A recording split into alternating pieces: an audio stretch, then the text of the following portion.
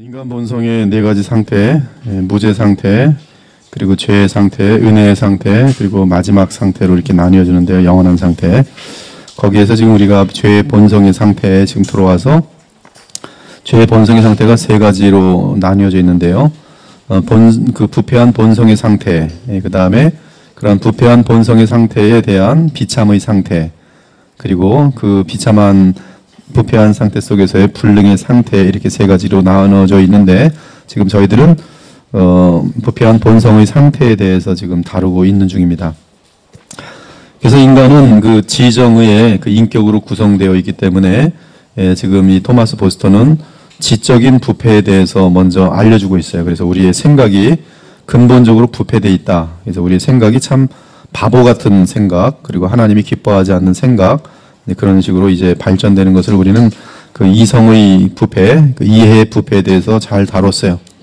그래서 만약에 우리가 거듭난 사람들이 그 이해의 부패에 대해서 고려하고 산다면 우리는 이제 우리의 생각 자체가 누구든지 예외가 없이 온전하지 못하다는 것을 인정한 가운데 나의 그 생각, 나의 이해가 온전할 수 있도록 꾸준히 노력을 해야 된다고 말씀을 드렸습니다. 그래서 그 방법으로는 비블리컬 띵킹, 즉 성경적인 사고 방식을 배우는 것이 대단히 중요하다. 그래서 이 하나님의 말씀을 그리스도 중심으로 해서 배우고 또 연구하고 성경을 많이 읽고 그래서 성경적인 사고를 체계적으로 가져가는 것이 이해의 부패를 우리가 막는 성도들의 방법이라 할 수 있겠습니다. 그리고 이제 의지의 부패에 들어왔고요. 그리고 지금 오늘 의지의 부패를 다룰 것인데 의지의 부패에 대해서는 여러분들이 그것을 인정을 하셔야 돼요. 우리가 인생을 살아갈 때에 굉장히 잘못된 디시전을 내립니다.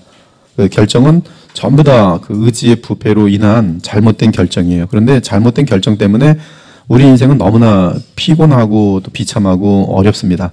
결혼할 때의 결정이 잘못됨으로 말미암아 근본적으로 하나님의 뜻에서 벗어나게 되면서 그의 인생은 참 많이 힘들어요. 또 이사 문제나 또 취업 문제나 여러 가지 또 사람을 만날 건지 말 건지 말을 할 건지 말 건지 너무나 많은 우리가 결정해야 될 일들이 끝도 없이 많은데 우리 대부분은 의지가 이게 부패되어 있기 때문에 하나님의 뜻과는 정반대의 결정들을 내려간다는 것이죠. 조나단 에드워드에 의하면은 우리가 결정을 내릴 때 우리 속에 있는 이 성향, 죄성에 의해서 죄성이 세기 때문에 결국 우리에겐 자유의지라는 것이 있다 할지라도 결국 죄성에 따른 그런 의지의 자발적인 결정을 내리는데 그것이 다 전부 다 하나님을 대항하는 하나님의 뜻을 위반하는 그런 결정을 내리게 되어 있다. 그러므로 이제 인간들은 죄된 결정을 내린다라고 이렇게 조나단 에드워드는 말하고 있습니다. 근데 우리가 이제 거듭나서 내 자신이 의지를 결정할 때에 상당히 많은 지식의 부패뿐만 아니라 의지 자체가 부패하고 있었기 때문에 결정들을 잘못 내린다는 것을 빨리 인식을 해줘야 돼요.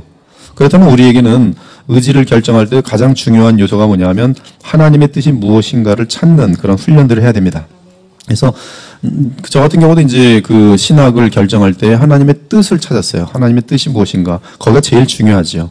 우선 갑자기 신학이라는 것을 해서 목회자가 되는 게 부흥회 갔다가 눈물 펄펄 흘려서 목사님이 오늘 목사 될 사람 손들어갖고 맹세하고 손들어가지고 그렇게 된 사람들 나중에 후회하는 사람 많아요.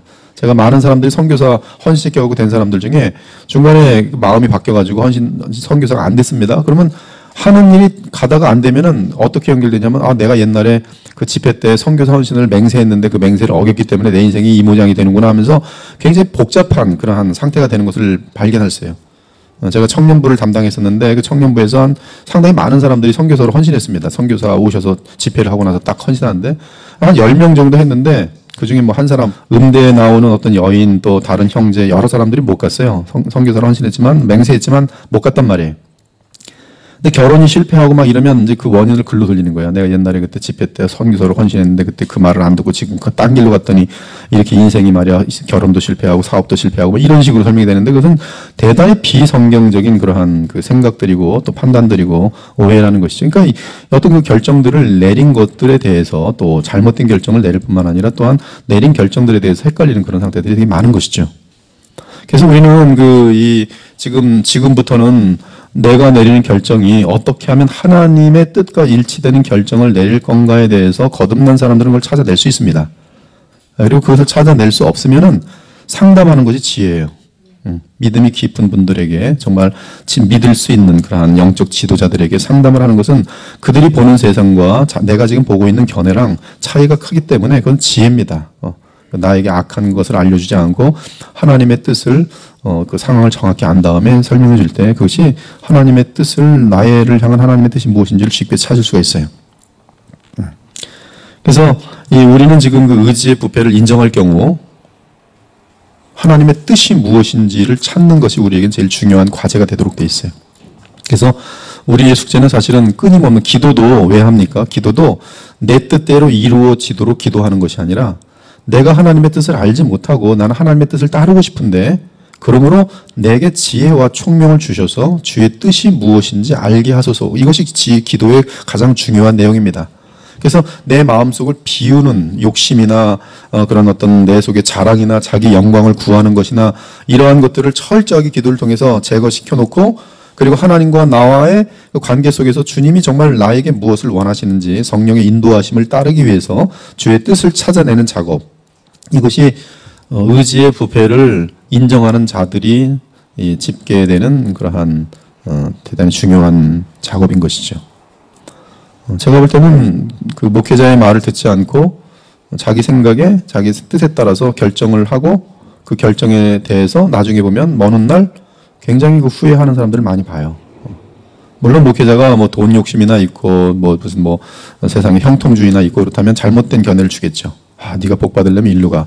거기 뭐 지금 사업하려는데 그 사업하는 곳에 과거를 좀 알아봐.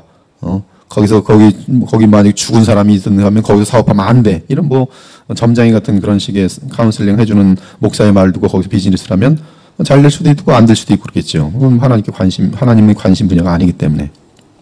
그러나 신실한 그 목회자일 경우는 주의 뜻을 그 말씀을 통해서 바탕 또 원칙 같은 것들을 알려주죠.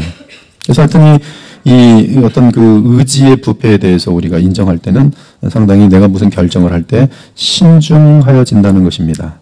저도 이젠 철이 들어서 제가 뭘 하려고 할 때 굉장히 이것이 하나님의 뜻인지를 여러 차례 확인을 해요. 문자 하나 보낼 때도 굉장히 고민합니다. 이것이 지금 주님이 기뻐하시나 기뻐하지 않는가. 그리고 기도해보고 그리고 이것이 주의 뜻을 이룰 것이다라고 확신일 때 문자를 보내지 거의 제 감정에 휘둘려서 보낸 문자들은 항상 후회를 하게 돼 있어요. 비참하고. 하나님의 뜻을 묻는 것이 의지의 부패를 인정하는 것이. 오늘 의지의 부패에 대해서 계속 다룰 것인데요. 근데 이제 감정의 부패가 있어요. 이제 감정의 부패, 그 다음에 이제 양심의 부패, 몸의 부패, 기억의 부패가 있는데 여기 그 토마스 보스터는 크리스찬들이 이 기억의 부패를 어떻게 그러면 이 대책을 마련할 것인가, 몸이 부패했을 때는 어떻게 대책을 마련할 것인가에 대한 대책에 대한 내용은 나오지 않아요. 근데 제가 지금까지 인생을 살아오면서 또 신학을 하면서 성경 연구를 하면서 이 기억이라는 것은 내 마음속에 기억이 부패되어 있기 때문에 인간은 굉장히 더러운 과거를 합니다. 그래서 나에게 선을 베푼 사람들은 기억을 못하고 그 사람이 나한테 악을 베풀었지 그것만 기억하고 가도록 돼 있어요. 인간 기억이 부패되기 때문에. 이 기억이 고장나서 꼭 아픈 기억만 갖고 있어요. 그래서 사람이 못 만나는 거예요. 아이들은 이 기억이 깨끗하기 때문에 금방 잊어먹고 방금 싸우고도 친구가 돼요. 근데 나이가 먹을수록 기억이 굳어지면서 저 사람의 나에게 한 나쁜 것만 쭉 기억하고 사는 거예요. 그리고 과거를 기억해도 꼭 옛날에 죄 지었던 장면들만 쭉 기억해요. 그때 무슨 뭐 바람 피던 기억들, 그때 뭐 나쁜 짓 하던 기억들만 눈만 감으면 그런 기억들이 들어오는 거예요. 선한 기억들은 안 나오고. 근데 이러한 기억의 부패에 대해서 대책 방법은 뭐냐면 기억이란 건 대체의 방법밖에 없어요. 즉 다른 기억을 갖는 거예요. 다른 기억을. 이런 어떤 이 성경적인 그런 방법들이 있어요. 예를 들어서 또 몸 같은 경우는 이 의지력이 강하면 몸을 복종시킬 수 있습니다. 몸은 그래서 이제 뭐 보면 도박하던 손은 도박에 물들어 있고요. 술 마시던 손은 이게 괜히 술 안 마셔도 이러고 있어요. 괜히 버릇이 돼갖고 몸이 다 그렇습니다. 온몸이 다 이 죄악의 맛을 알아요. 육체라는 덩어리가. 그래서 육체도 죄에서 어떻게 우리 영혼만 죄를 진 게 아니라 몸 자체가 죄를 질 때 수단이 되면서 그 수단 되어지는 과정 속에 몸이 이 죄의 맛을 알고서 그것을 기다립니다. 그래서 술 취한 사람 중독 같은 것들이 그래서 되는 거예요. 몸이 술을 찾습니다. 영혼이 찾기 전에 몸이 막 술을 찾는 거예요.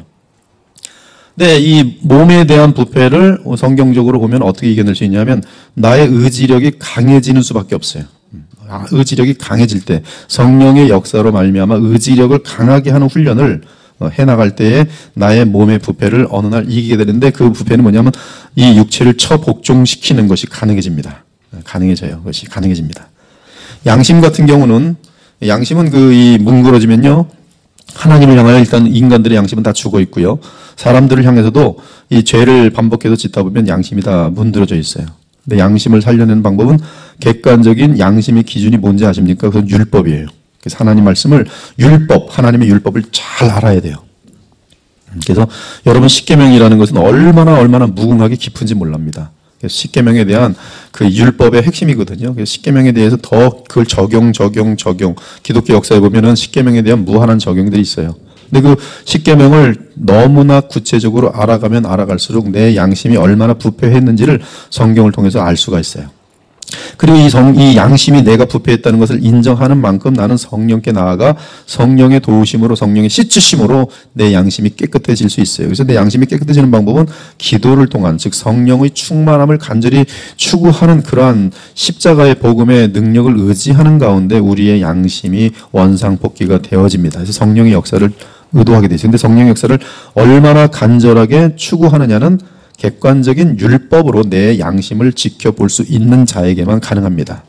그래서 율법을 통하여 나의 얼굴을 섬세히 이 돋보기로, 그렇죠? 돋보기로 뭐라 그래요? 이것도 렌즈로 그냥 하여튼 점점 내 속을 들여다보는 것처럼 쫙 보면은 내 속에 있는 모든 생각이나 이런 양심의 움직임들 이런 것들을 보면서 내가 얼마나 많이 부패된지를 알고 그리고 성령을 통해서 양심이 깨끗해지면 양심 힘이 강해집니다. 그래서 힘이 강해지면 방금 전까지도 죄책을 느끼지 못하던 죄악들에 대해서 굉장히 분노가 일어나요. 성실함이 몸에 배기 시작하면요. 성령의 역사에서 정말 인생은 짧고 주님의 나라를 위해 살 일은 많고 또 인생은 짧고 예수님을 닮을 기간이 점점 줄고 있다는 것을 막 느끼면은 이 사람에게 가장 소중한 것은 뭐냐면 시간입니다. 굉장히 얼마 남지 않은 시간을 의식하게 되면서 근데 시간을 가장 소중히 여기는데 예를 들어서 시간을 딴짓하면서 낭비했단 말이에요.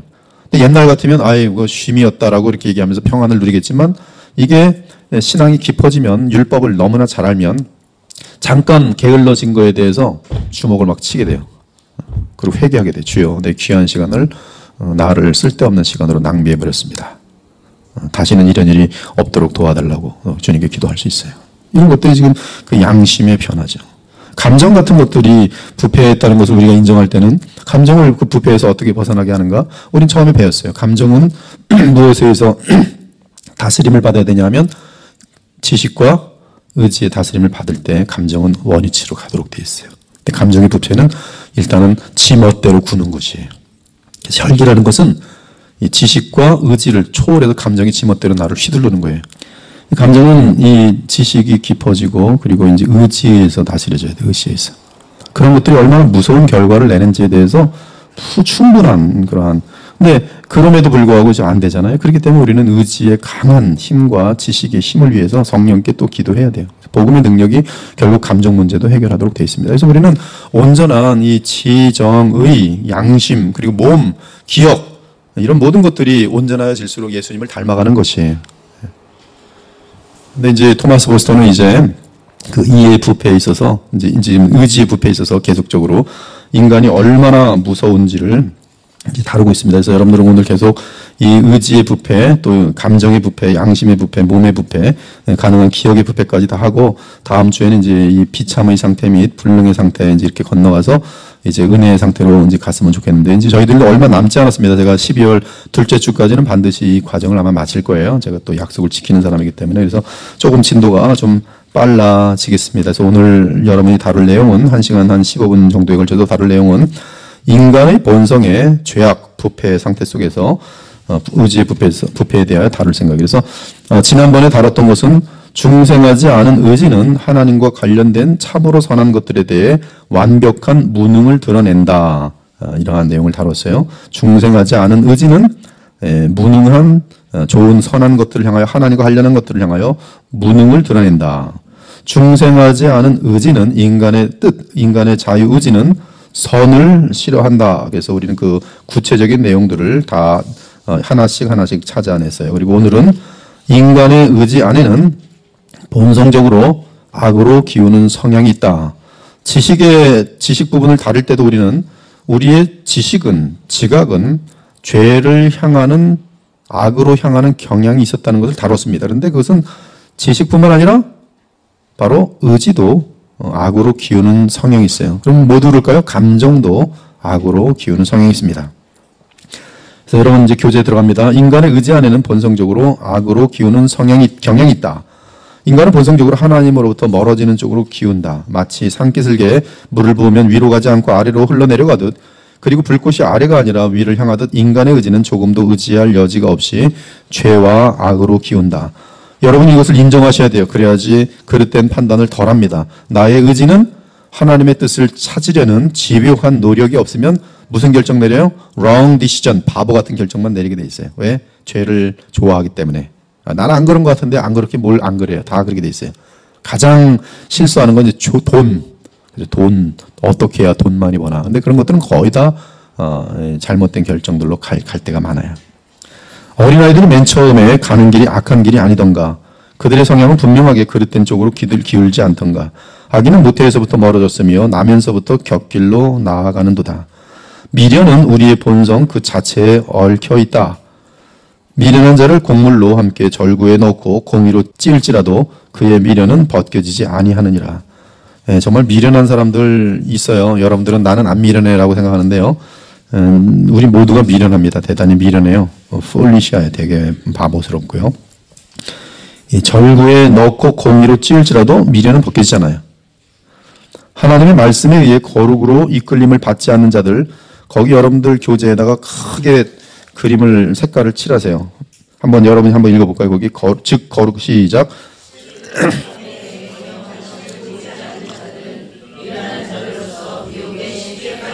예. 미련하지 않으려면, 그리고 미련에 의한 결정을 내리지 않으려면 무엇에 대한 관심을 가져야 합니까? 예, 거룩에 관심을 갖기 바라요. 거룩에 대한 관심을 부담스러워하거나 거룩을 하면 사랑을 잃는다라고 말한다거나 이러한 것은 지금 복음의 본질을 전혀 이해하지 못한 상태입니다. 성경에서 하나님은 거룩하시고 사랑이신데요. 십자가의 그 역사는 거룩과 사랑이 완벽하게 지금 있는 곳이에요. 즉 우리가 성령의 인도하심을 받으면 거룩과 사랑이 다 이루어지게 돼 있어요. 고린도서 13장에 보면 사랑은 진리 안에서 기뻐하며 이렇게 돼 있어요. 즉 거룩함이 전제가 돼 있습니다. 지금 이 시대는 이 어떤 사랑이란 거 할 때 죄를 포용하는 것을 사랑이라고 오해를 합니다. 제가 여러분을 사랑하면 죄 지을 때 아유 잘했었어요. 이게 사랑입니까? 아니면 당신네들은 지금 틀렸어. 이 바른 길로 오시오. 이것이 사랑입니까? 바른 길로 인도하는 것이 사랑이란 말이에요. 근데 사람들은 그렇게 생각하지 않아요. 바른 길로 인도하면 그것은 사랑이 없네라고 말을 해요.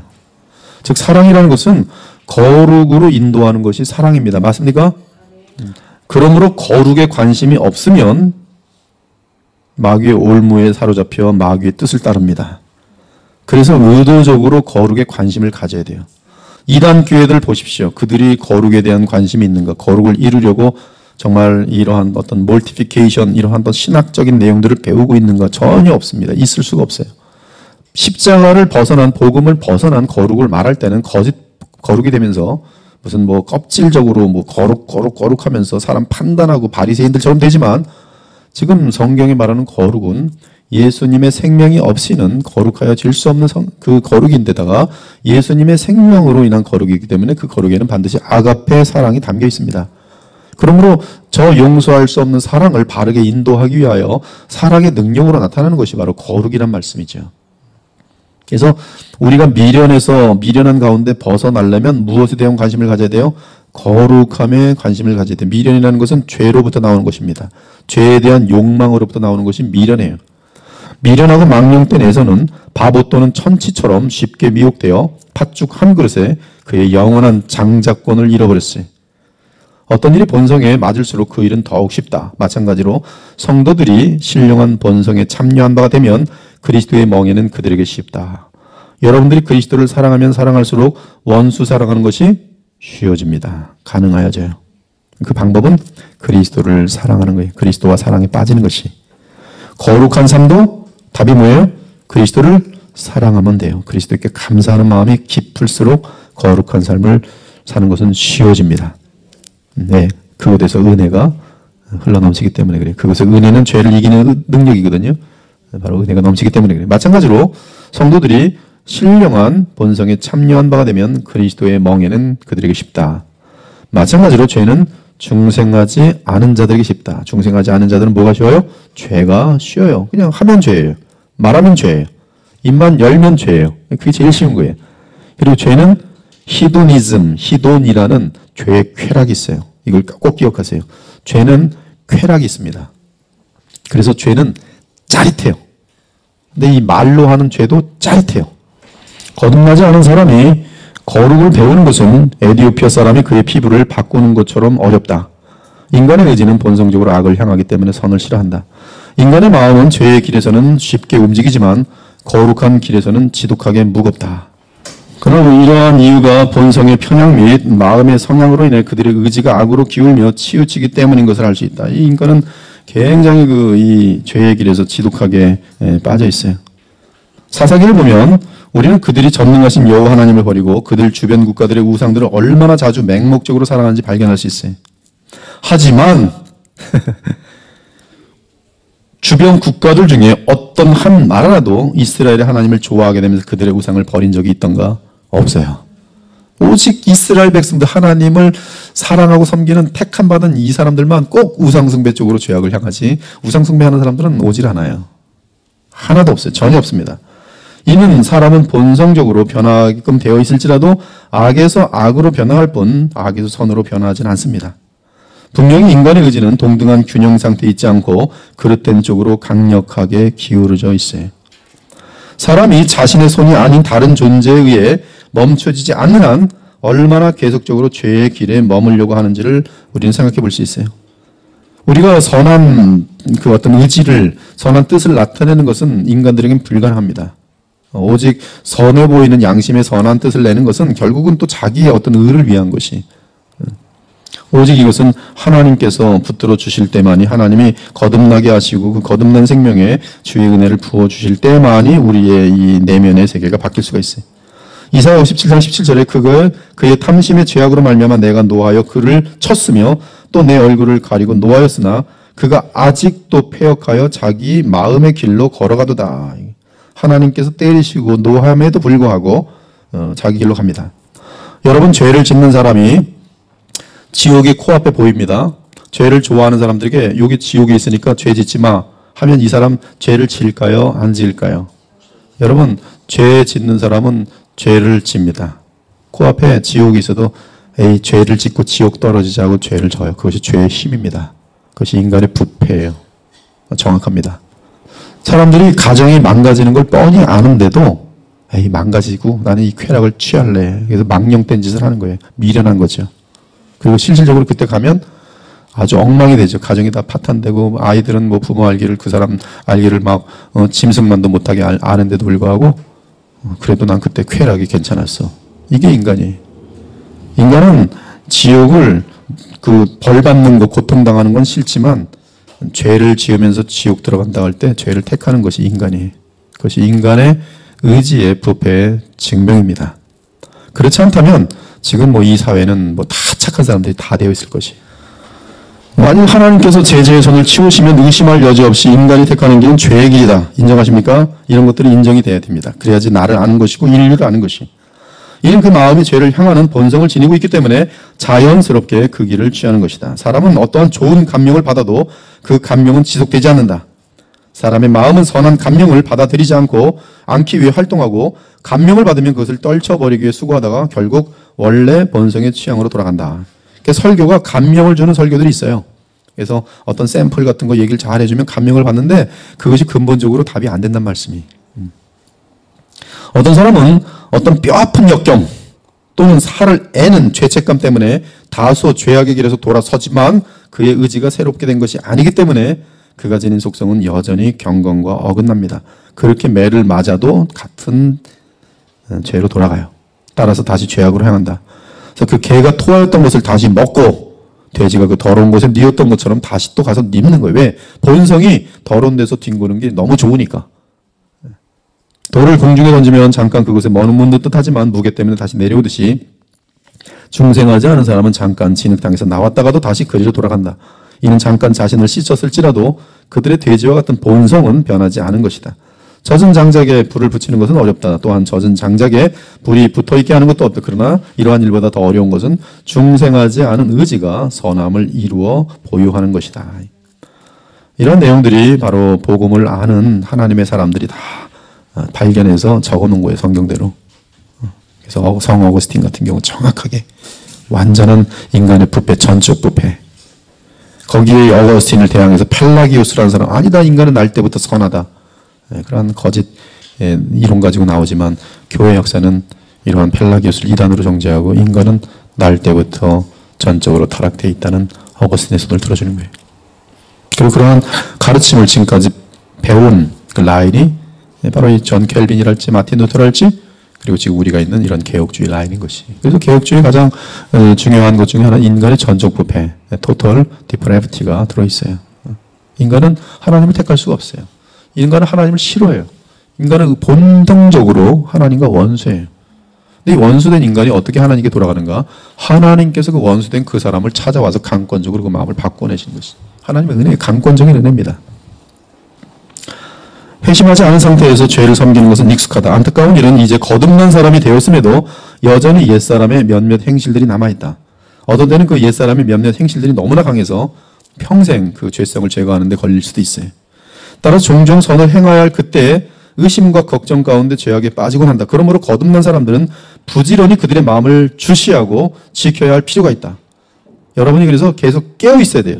깨어 있지 않으면 순식간에 옛사람에게 휘둘려요.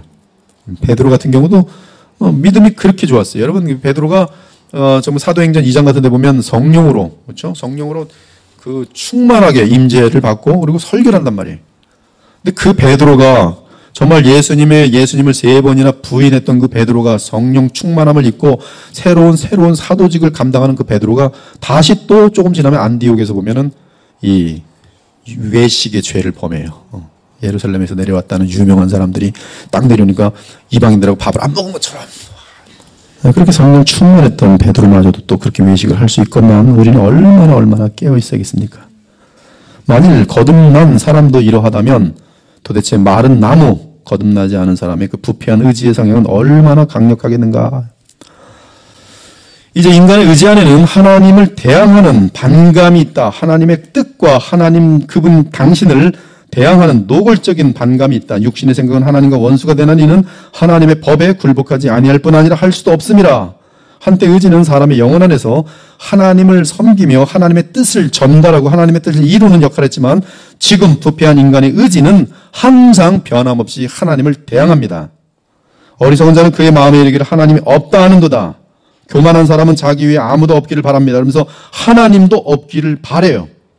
무엇보다 심판자이신 하나님, 주권자이신 하나님에 대한 성경 말씀이 교만한 자들에게 가장 싫지요. 왜? 자기가 지금 제일 높고 자기 멋대로 하고 싶은데. 대신에 사람은 참 하나님은 싫은데 뭐가 필요해요? 또 하나님은 필요해요. 능력 있는 존재는 필요해요. 그래서 뭘 만들어요? 우상을 만들어요. 그리고 우상은 누가 조절해요? 내가 조절해요. 바알신 없습니다. 누가 만들었어요? 인간들이 만들었어요. 그리고 누가 조절해요? 인간들이 바알하고 아스토를 마음대로 조절해요. 신의 이야기들도 만들어요. 그들은 전능하신 참 하나님, 심판자이신 하나님을 꺼려하고 인간 스스로가 우상을 만들고 그것을 섬깁니다. 이교도들은 그들이 거룩함에 있어서 하나님처럼 될 수 없다는 사실을 발견하고는 자신들과 유사한 더러운 신들을 만듭니다. 그래서 그들이 지어낸 신들인데 불륜이 있고 그래요. 뭐 제우스랄지 뭐 포세이돈이랄지 뭐 복잡합니다. 관계도. 주의 거룩함을 기억하며 감사할 수 있는 사람은 오직 의로운 자들 뿐입니다.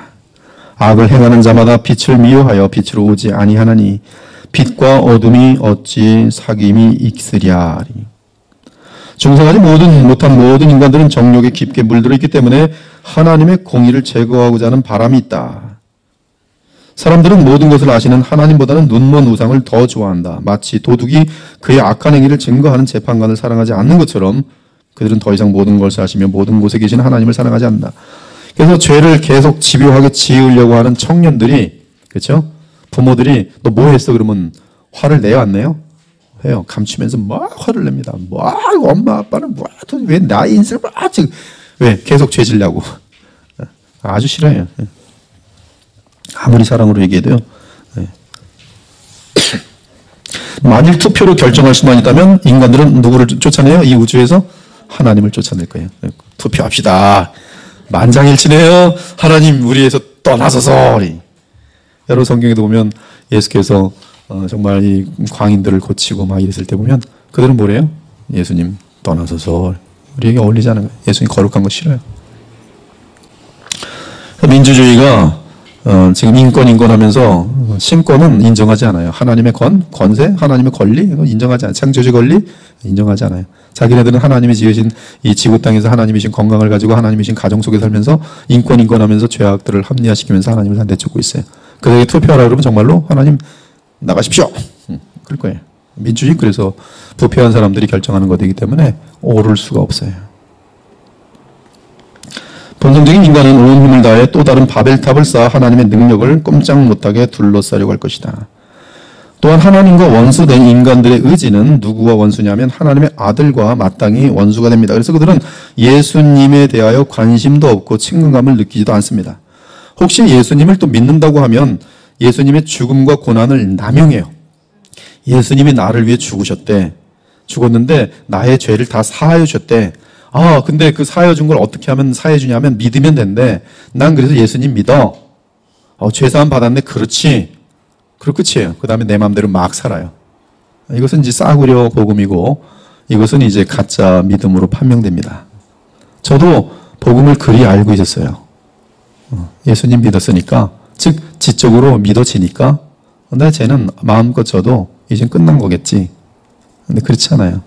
하나님은 우리가 참 믿음이라면 우리의 변화된 모습들로 인해서 그 믿음이 참 믿음인 것을 입증할 수밖에 없도록 돼 있어요. 그것이 야고보서의 내용이. 행함 없으면 곧 죽은 믿음이다. 우리의 믿음이 정말 예수님을 감사하고 사랑하는 믿음이라면 우리에게는 그분의 말씀을 순종하기 시작한다 이 말씀이. 근데 이 정욕에 물든 죄를 사랑하는 인간들은 예수님을 믿는다고 할 때도 여전히 예수님의 죽음과 고난을 남용할 뿐이지 그들은 예수님을 사랑하지 않아요. 그래서 사랑하지 않으면 어떻게 돼요? 그 계명을 어깁니다. 요한복음 14장에 나오죠.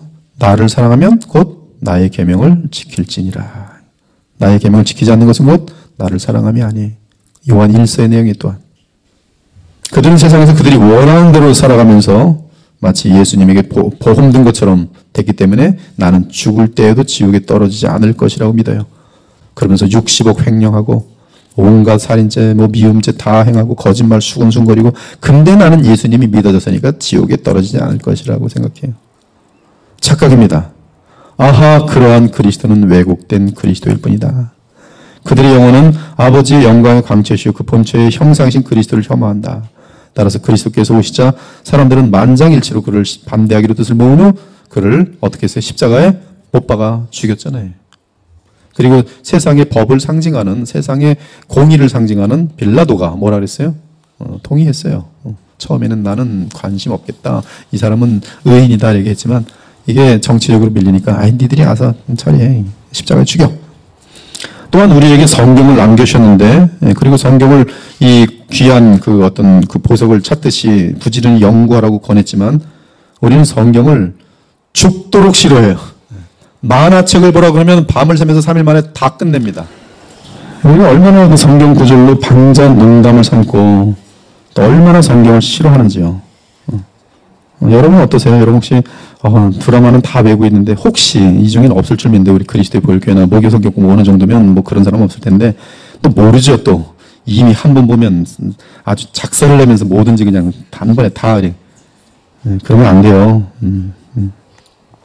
그들의 마음은 거룩한 말씀에는 관심도 없고 또한 즐거워하지도 않는다. 따라서 그들 손에 성경을 붙드는 때가 거의 없다.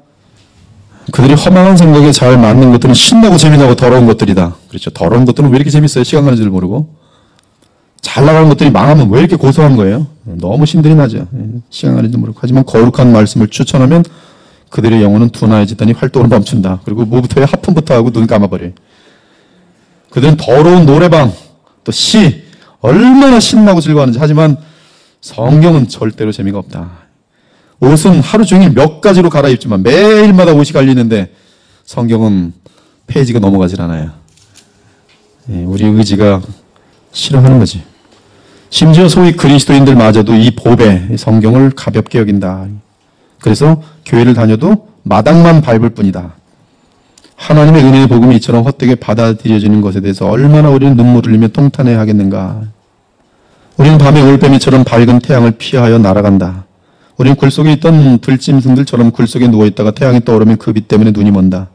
우리는 어둠 속에 사는 피조물처럼 빛보다 어둠을 더 좋아한다. 인간의 마음 안에는 하나님의 말씀을 그리고 그리스도를 대항하는 그러한 적대감이 있다. 그리고 자기 의를 워낙 좋아하기 때문에 인간들은 의를 되게 좋아합니다. 자기의. 자기 의를 세우려고 힘씁니다. 그럼 사람들은 저 사람 착하네. 저 사람 믿음 좋으네. 이게 그렇게 좋은 거예요. 믿음 좋다는 말 되게 좋아합니다. 인간들은. 그래서 자기 의를 세우려고 해요. 그들은 구원을 얻고자 하는 목적으로 율법의 요구를 따라야 한다고 생각한다. 그래서 최선을 다해 기도하고 부족한 부분에 대해서는 자비를 구하기 위해 기도한다. 이처럼 많은 사람들이 종교적인 의무에 힘쓰지만 결코 빈손으로 천부의 의지 없어서 가난한 마음으로 그리스도께 나오는 일이 없어요. 이것이 또 극단으로의 하나님의 보혈을 거절하는 자기 의를 세우려는 모습이 조금 진도가 좀 빨라요. 그래서 건너뜁니다. 그리고 그리스도 없이 하나님께 당장 나아가려는 그러한 무례함, 또 하나님 말씀을 전혀 알지 못하고 하나님 앞에 나아가려는 그러한 어처구니 없는 일들이 너무나 많아요. 제가 몇 번 얘기했나요? 제가 실질적으로 이 꾸란이라고 하는데 한국에서 꾸란이 아마 처음으로 한국말로 번역되었을 때 제가 미국에 있으면서 그 꾸란에 대해서 연구할 일이 있었어요. 한국 꾸란에 대해서. 그래서 꾸란 그 원본을 PDF 파일로 제가 받을 수가 있었어요. 그래서 그 꾸란을 쭉 읽어보는데 그 꾸란에 그 알라가 다 뭐로 바뀌었냐면 한국 꾸란으로 바뀔 때 하나님으로 바뀌어 있어요. 그래서 그 꾸란을 읽어주면 사람들이 은혜를 받아요. 하나님이 악한 자를 징계하시고 선한 자에게 복을 베푸십니다. 너무 익숙하죠? 그리스도 없이 얼마든지 신에 대해서 말할 수 있어요. 중보자 없이 자비하신 하나님께 나아가 간청하며 자비를 구해. 이런 것들은 지금 다 하나님 앞에서는 타서 죽는 일입니다. 불가능한 것이. 심지어 가톨릭 같은 경우는 그리스도가 중보자인데 그리스도는 엄중한 분이기 때문에 마리아를 통해서 그리스도께 나아가는 걸 가르쳐요. 그래서 마리아에게 나가서 마리아는 어머니 마음을 가진 온순한 분이기 때문에 그러나 그리스도는 심판주기 때문에 그리스도에게 직접 나가면 좀 위험하고 마리아를 통해서 그래서 마리아요. 제가 지금 아들에게 나가려고 하는데 아들을 마음을 위로해 주소서. 그리고 마리아요. 당신을 의지하여 제가 예수께 나아갑니다. 그리고 마리아도 좀 너무 거룩하니까 마리아보다 좀 덜 거룩한 성인들이요. 성인들에게 기도하고요. 이런 것들은 지금 인간들이 볼 땐 별 해가 안 되는 것 같지만 하나님 편에 보실 때는 지금 이것은 전부 다 극악의 행동들이죠. 하나님 계시를 조금 더 인정하지 않고 지멋대로 하나님을 섬기고 있는 모습이 하나님을. 그래서 무서운 것이죠.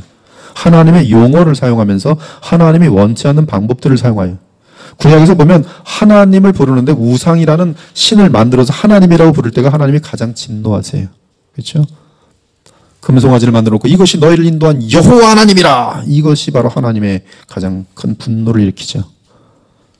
그래서 부처 섬기는 것보다 더 무서운 것은 하나님의 이름 가지고 하나님의 뜻대로 하나님이 예배하지 않는 것이. 또한 하나님께서는 중보자를 왕으로도 세우셨어요. 그러므로 우리는 그 왕 앞에 항상 두려움과 경외함으로 굴복해야 될 것이. 그러나 인간은 그 아들을 제거하라. 그 아들이 제거되면 내가 그 왕자리에 앉을 것이다 라고 얘기해. 누가복음 19장 14절에 보면 그 포도원 비유에서 우리가 이 사람을 죽여서 우리의 왕됨을 원하지 아니하나이다. 그래서 왜? 포도원을 차지하려고. 그러나 그럴 수가 없죠. 그래서 인간들은 그리스도의 손으로부터 정권을 빼앗으려고 하지만 그러나 예수께서는 마침내 반드시 재림하셔서 온 세상 나라를 멸하시고 또 주님의 왕되심을 거절한 자들을 전부 지옥으로 떨어뜨릴 것이. 그 다음에 인간은 하나님의 성령의 원수이다. 성령은 거룩한 영이시다. 즉 성령에 있어서 가장 본질이 뭡니까? 거룩이란 말이에요. 거룩의 영이세요. 거룩하게 하시는 영이세요. 가장 중요한 거예요. 우리가 그러면 성화 그러면 이제 거룩하여짐이거든요. 거룩하여짐, sanctification. 성화의 주인공이 누굴까요? 우리를 거룩하게 하시는 분이 누구예요? 성령. 그래서 성령 충만을 받는 거예요. 성령의 인도하심을 받는 거예요. 그것이 우리가 거룩하여지는 것이. 근데 인간은 본성적으로 거룩하지 않기 때문에 성령을 좋아해 싫어요? 싫어해요. 거스릅니다. 거스려요. 성령은 죄에 대하여, 의에 대하여, 심판에 대하여 세상을 책망하지만 인간들은 그 성령을 거스리죠. 그래서 성령을 싫어합니다. 인간이 좋아하는 성령이 있어요. 그것은 가짜 성령이에요. 어떤 성령일까요? 내게 콜라 맛 같은 성령, 마약 같은 성령, 마약 성령을 받았더니 마약처럼 황홀해지는 성령, 뿅 가는 성령. 신사도 운동이 그런 성령을, 악령을 성령화시켜서 이 접신하게 만들고, 접신하면 그 마귀가 이 마약, 영적인 마약을 줍니다. 그래서 거기 한번 빠져들면 못 나와요. 인간은 하나님의 율법의 원수입니다. 그들은 스스로 구워놓고자 율법을 지키는 것처럼 바리새인들처럼 하지만, 그러나 정작 율법의 거룩함 요구에 대해서는 싫어하기 때문에 결국 율법의 원수가 돼요. 로마서 8장 7절, 이는 하나님의 법에 굴복하지 아니할 뿐 아니라 할 수도 없음이라. 따라서 모든 종류의 바리새적인 허식에 빠지게 된다. 그래서 인간은 율법 운운하고, 복음을 모르는 상태에서 율법 운운을 하는 자들은 다 바리새인으로 빠지게 돼 있어요. 율법을 지키는 척, 기도하는 척, 종교의 모양은 있지만, 경건의 모양은 있지만 경건의 능력은 없는 모습이 되게 돼 있어요. 그들은 율법의 계명을 그들의 허식으로 포장하여 부패한 본성에도 잘 맞는 계명으로 바꿔버린다. 그래서 죄와 무관한 내 죄를 제거하는 것이 아닌 무슨 방법적인 거.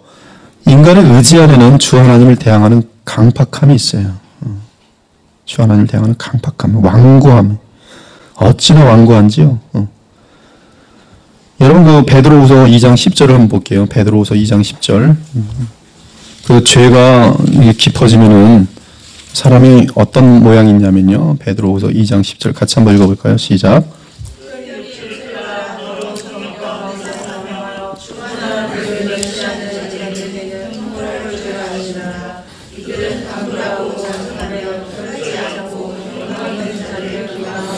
거기 보면 당돌함이라는 게 당돌함. 여러분 그 당돌하다는 것은요 굉장히 그 위험한 것입니다. 당돌하다는 것은 하나님의 권위를 무서워하지 않을 때 나타나는 것이, 심판도 두려워하지 않을 때 나타나는 것이 당돌함이. 소위 조폭 세계 속에서 나타나는 어떤 그 거만함과 그 어떤 그런 어떤 정말 어둠 세계소의 그 어떤 강한 에너지, 그것이 당돌함이. 당돌함. 근데 이러한 당돌함을 하나님께 보이는 사람들이 많아요. 근데 이러한 당돌함이 들어가면 자녀들이 부모를 알기를 아주 우습게 알아요. 모든 권위 질서에 대해서 인정하지 않습니다. 이것이 주 하나님을 대항하는 강박함과 연결되어 있다는 사실을 기억하셔요. 저도 어렸을 적에 당돌했어요. 근데 당돌함이 많이 사라졌어요. 저도 이 권위에 대한 그런 것들을 제대로 교육 못 받아서 아무 데서나 와서 머리부터 그냥 부딪히고 힘 가지고 사는 줄 알았어요. 당돌함이라는 것은 그것은 하나님의 나라에서는 절대 있어서는 안 돼요. 또 정정하지 못한 의지는 인간의 주된 목적과 관련해서 어긋나 있어요. 인간이 짐을 받은 목적은 누구를 위해서요? 하나님의 영광을 위해서요. 그러나 중생하지 못한 의지는 언제나 무엇을 선택해요? 하나님의 영광을 선택해요? 아니면 자기 영광을 선택해요? 이것이 항상 그래서 wrong decision을 내리는 거예요. 아마 여러분에게 한번 물어보세요. 나는 사실 내 인생 가면서 뭘 구하면서 선택해요? 내 영광. 그렇죠? 내 입지. 내 바른 결정이에요? 틀린 결정이에요? 틀린 결정이에요. 무엇을 생각할 수 있어야 돼요? 하나님의 영광이. 그러면 하나님의 영광을 구한다면 그 다음 하나님의 뭘 생각할까요? 하나님의 공동체. 그렇죠? 교회. 내가 오히려 희생되고 내가 억울한 일을 당할지라도 무엇이 깨지지 않도록 자기를 죽이게 돼 있어요? 교회가 온전히 설 수 있도록. 그러나 자기 영광을 추구하는 사람은 상관없어요. 교회가 다 무너져도 상관없어요. 내가 영광만 얻을 수 있다면. 이게 wrong decision이. 직장에서도 마찬가지예요. 직장을 먼저 살리는 사람들은 그 직장이 온전함과 함께 같이 풍요를 누리게 돼요. 그러나 이기적인 사람들이 딱 있을 때는 내가 살고 직장을 무너뜨리면서 근데 자기도 나중에 무너져요. 가정도 그래요. 가정도 반드시 가정을 먼저 생각하는 사람이 아빠면 아빠가 양보를 많이 하게 돼 있어요. 그리고 여자가 만약에 내가 이 가정을 살릴 마음을 가지면 항상 남편에게 져요. 자녀들에게도 지고. 이 지는 것은 힘이 없어서가 아니라 가정을 사랑하기 때문에 그래요. 큰 뜻이 있기 때문에 그래요. 근데 엄마 아빠가 전부 이기적인 존재면 애들이고 뭐고 몰라요. 다 이혼해버립니다. 다 뒤집어지면 저것 때문에 저것 때문에. 애들은 그러면 이제 부모들을 인정 안 해요? 인정 안 해요. 뿔뿔이 흩어져요. 우리가 하나님의 영광을 구하는 선택이 대단히 중요한 결정이죠. 그렇죠? 결정을 잘못하면 망하는 거예요. 자기 자신의 영광을 구할 때는 그때는 너무나 바르게 결정한 것 같지만 항상 결과는 비참해. 그래서 얼마나 우리는 하나님의 뜻을 따라 결정해야 되겠어요. 대부분의 사람들은 그들의 본능적인 행동 및 사회활동에 있어서 하나님을 그들의 주된 목적으로 삼는 것과는 거리가 멀다. 그래서 야고보서 4장 같은 데도 내가 잘 먹고 잘 살 인생의 계획들을 풀어가는데 성경 뭐냐면 죄다. 야고보서 4장 13절에 16절에 보면 그렇게 돼 있어요. 그 다음에 창세기 6장 3절도 그렇고 마태복음 24장 38절도 그렇고 그들이 하나님을 고려하지 않고 먹고 마시고 장가가고 십가면 뭐예요? 그럼 장가가고 십가면이 무슨 죄입니까? 근데 성경은 하나님을 기억하지 않고 자신의 인간의 존재 자체를 망각한 근본적인 행위, 즉 나를 위해 살고 있는 그 자체가 죄의 상태다 이렇게 말하고 있어요.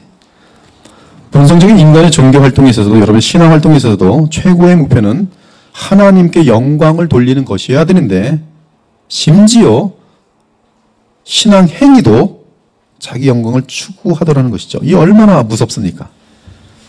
그들의 눈은 닫혀있기 때문에 하나님의 영광을 볼 수 없다. 그들은 참으로 하나님을 찾지만 그분 때문에 찾는 것이 아니라 자기 자신을 위해 찾는다. 즉 자신을 목적으로 하여 하나님을 수단으로 삼는 것이다.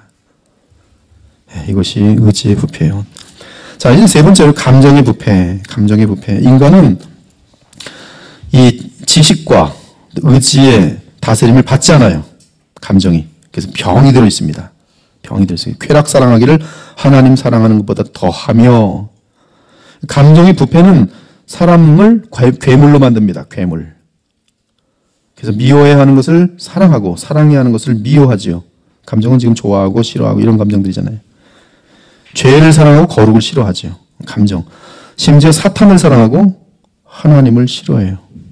여섯 번째로 양심의 부패에 대하여 본성적인 인간의 양심은 그 기능을 제대로 할 수 없다. 특히 누구를 향해서 하나님을 향해서는 인간의 양심은 완전히 죽어 있습니다.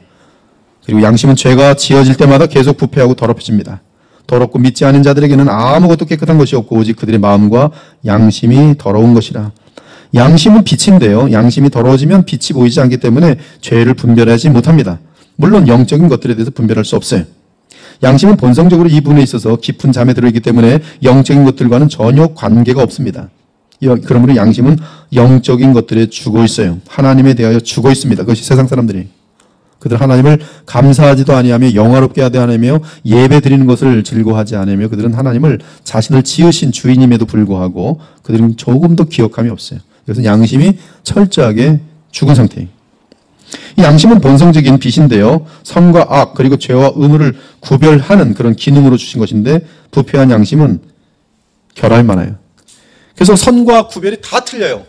이 사람은 이거 죄야. 아니야 죄. 서로 막 싸우는 거예요. 무엇이 옳고 그른지 엉망이에요. 엉망. 특히 양심은 죄의 간교한 역사에 대해서 분별하지 못해요. 그래서 양심이 좋은 사람도 잘 속아요. 분별하지 못해요. 따라서 양심은 끔찍한 죄만 아니라면 술, 욕설, 기도 이런 거에서는 조금도 양심의 가치를 느끼지 못합니다. 그리고 양심은 다 서로 달라요. 양심에 예민하면 신앙 성수가 비례합니다. 그래서 하나님의 사람은 양심이 예민해져요. 그 양심이 왜 예민해지냐면 이미 말씀드린 것처럼 하나님의 율법에 대해서 객관적인 율법에 대해서 점점 많이 알아가기 때문에 그래요.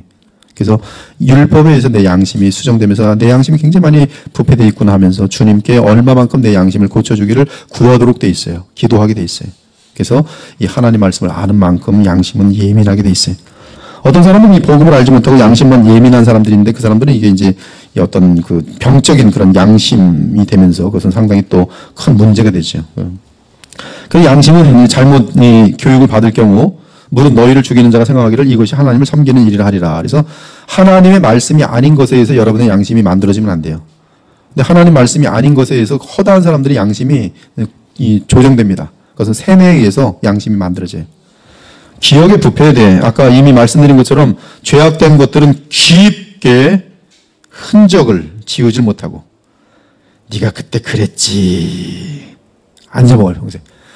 그 사람이 나한테 선을 행한 것은 100가지고 나한테 나쁜 일을 한 것은 3가지밖에 안 되는데 선을 행한 것은 하나도 생각이 안 나요.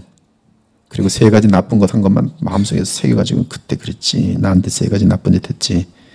왜? 기억이 부패돼 있어서. 그래서 다른 사람들이 장점이 많이 보이는 사람은 그 사람이 장점이 많은 거예요.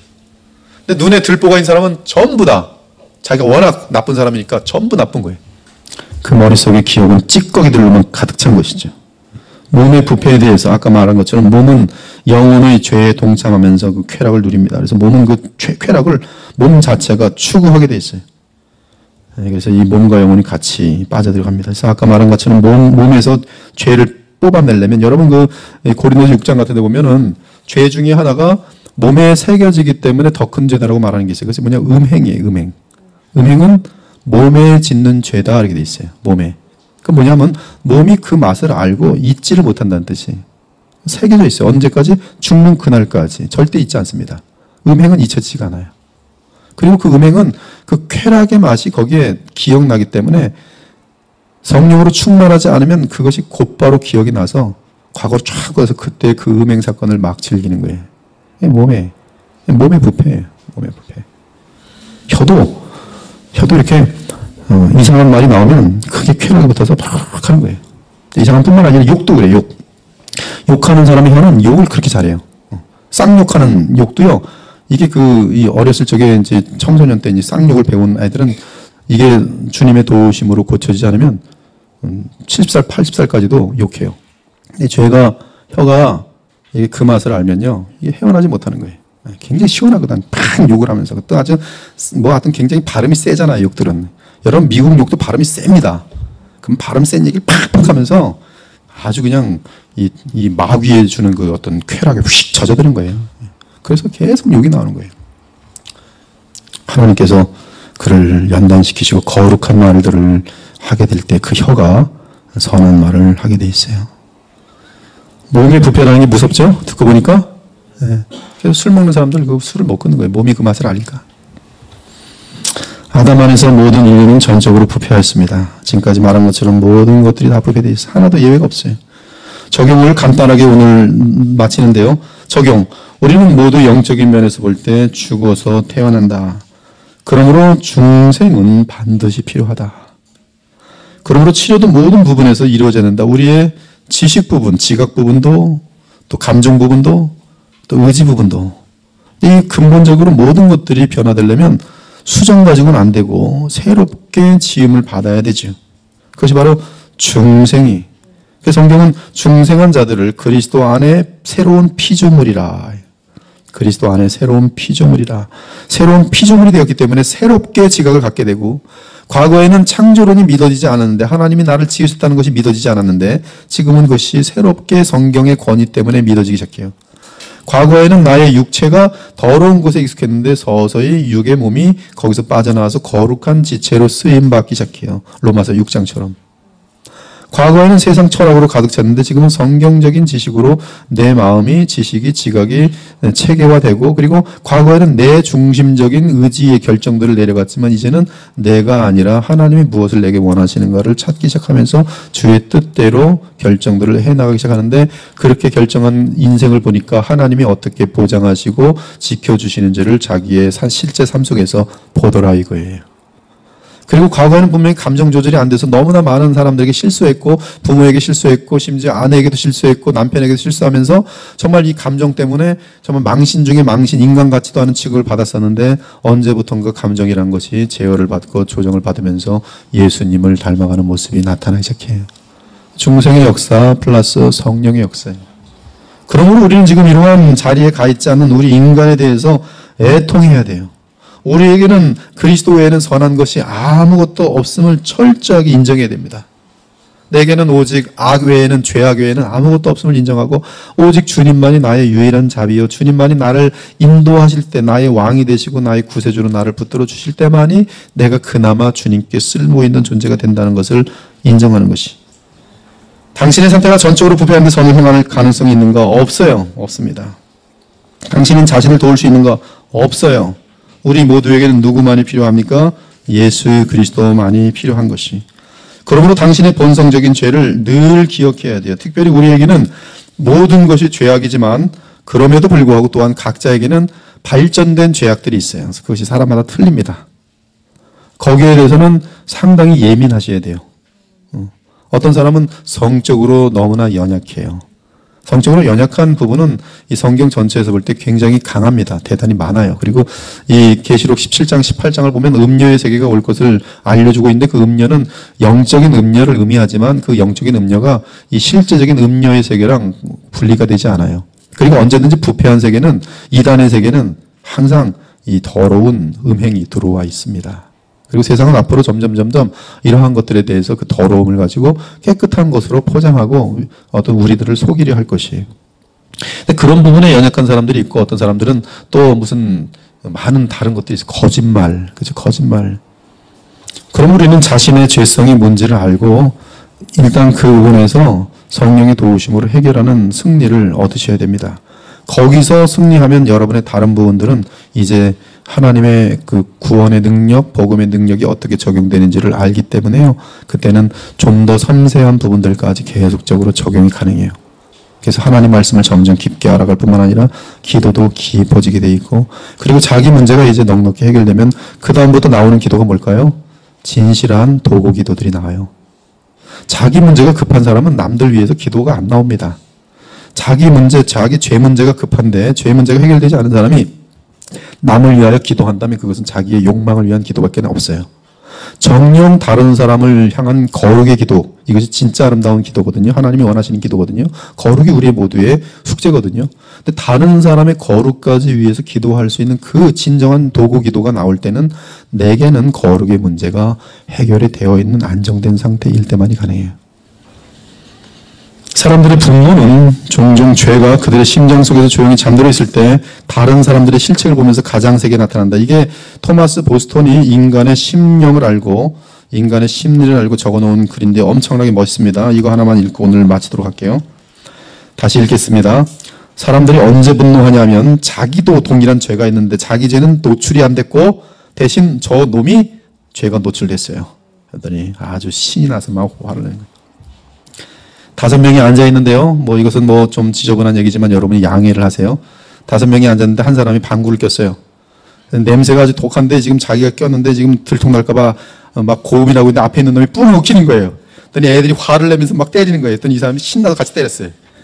지금 이 모습들이 우리 인간들에게 너무나 많다는 것이죠. 자기의 지은 죄로 말미암아 지저분한데 누가 죄를 딱 쳤는데 들켰단 말이죠. 그러면 자기는 죄가 방구를 안 낀 것처럼 가서 때려야 될 거 아니에요. 가서 때리는 거예요.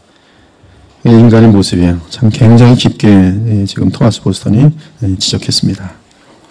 마귀의 영역으로 들어가는 것에 대해 매우 두려워하며 경계하기 바랍니다. 마지막 부분 읽고 마칠게요. 인간은 유혹에 도전하면서 적절히 즐긴 후에 자기 힘으로 유혹을 물리칠 수 있다고 착각한다. 그들은 이 정도의 유혹은 별 문제가 없을 것이라는 확신 가운데 겁도 없이 유혹에 자신을 던진다. 하지만 만일 그들이 그들의 본성의 부패를 안다면 마치 폭격 가방을 두른 사람이 그가 폭파되는 것을 피하기 위해 불꽃이 튀는 곳에서 걷기를 꺼려하듯이 마귀의 영역으로 들어가는 것에 대해 매우 두려워하며 경계할 것이다. 우리 자신이 얼마나 부패되는지 안다면 일부러 죄를 짓는 그런 영역으로 자신을 쳐넣지 않을 거라는 거예요. 본성의 부패에 대한 교리를 믿고 받으면 우리는 매우 겸손해지고 우리 자신을 죄인 중에 괴수로 여기게 된다. 그리고 죄를 지은 사람들, 비참한 상태에 있는 사람들을 보면 어떻게 될까요? 만약에 이러한 내 자신도 철저한 괴수 중에 괴수라는 걸 인정하는 사람은 다른 사람들의 죄악을 볼 때 어떻게 될까요? 가슴 아파하고 저들도 이 하나님의 은혜가, 예수님의 은혜가 필요하다고 눈물을 흘리게 될 거예요. 가장 큰 업적과 확장을 이룬 자라도 이 교리를 믿는 자는 결코 교만한 눈을 뜨지 못한다. 그러나 인간의 본성의 죄에 대해 무지하거나 거절한 자들은 여전히 교만 가운데 파멸로 나아간다. 기도하고 마치겠습니다. 하나님 감사합니다. 우리 인간의 본성이 얼마나 부패했는지, 우리의 지정의, 또 우리의 양심, 또 몸, 또 우리의 생각, 얼마나 모든 면에서 철저하게 부패했는지, 오늘 이런 모든 내용들을 볼 때 우리 모두에게 한 사람도 빠짐없이 내가 죄인 중에 괴수라는 것을 고백할 수밖에 없습니다. 주여 우리를 불쌍히 여기시고 주의 영으로 구원하여 주시니 감사합니다. 그러므로 저희들은 이제 내가 사는 것이 아니라 내 안에 계신 그리스도를 따라 살 수 있는 믿음의 삶들이 되어질 수 있도록 도와주옵소서. 오직 믿음의 삶만이 참으로 나의 부패한 육신으로 살지 아니하고 주님이 주신 새 생명으로 살 수 있는 유일한 길인 줄 믿습니다. 저희들로 하여금 세상을 본받지 말게 하시고 어둠을 따라가게 하지 말게 하시고 영원한 주님만을 바라보면서 비록 외로운 길이고 좁은 길일지라도 빛의 길을 걷게 하시며 양심의 길을 걷게 하시고 거룩의 길을 걸어서 주님 만나 영원한 영광에 들어갈 수 있는 복된 주의 자녀들로 인도하여 주시옵소서. 오늘도 귀한 말씀 받들고 합니다. 우리 자신이 얼마나 부패하는지 가슴을 치며 애통함이 항상 우리에게 있게 하시고 서로 불쌍히 여기는 마음이 넘치게 하여 주시옵소서. 감사드리며 살아계신 우리 주 예수 그리스도 이름으로 기도 올렸나이다. 아멘.